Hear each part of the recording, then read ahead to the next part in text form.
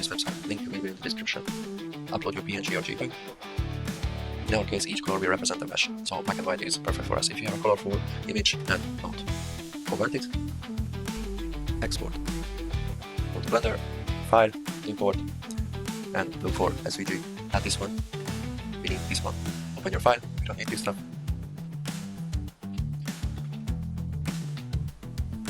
As you can see, it's two curves. We can just simply remove this one, the white one. We go into curves. To the, as you can see, it's in 12. You can easily go down to 6, but every case is different, so look out for that. Then you can go to Object, Convert to Mesh. Then we can go and decimate this even further. We can get rid of a lot of chunks. Like so. Let's type it 0, 4. Yeah. We can go that light. Go to Edit Mode. Select all. Go to Mesh, clean up, delete loose, select all, go for overlay, face orientation. I'm going to extrude it on the Z axis. Now go to UV. Make sure face is selected. UV. Project from view. Make sure this one is selected, UVC.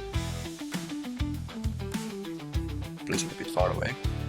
In this viewport, we're gonna press H and hide it. We are going to the side view, going to wireframe, and we are gonna just select the bottom part. So again, we're going to select view, project from view. Now again, scale it down, place it somewhere else. Here again, H, divide it. Select the remaining ones with A, and press U, and then we are going to do our smart UV project. Now scale this one down, place it somewhere. In this way we're going to do Alt H. Then we are going to select this, place it here. We're going to select this, place it here. We're going to select this, place it here. We're going to scale it a bit up. This one's going to be a bit distorted, but it's not going to be really visible. But if you need to, you can go in and manually do all the stuff, but it's I wouldn't really recommend it. So what you can do, as you can see, the extruded versions have normal faces, so you can just, cut it each individual parts. Okay, now we have this. You can go and search for something.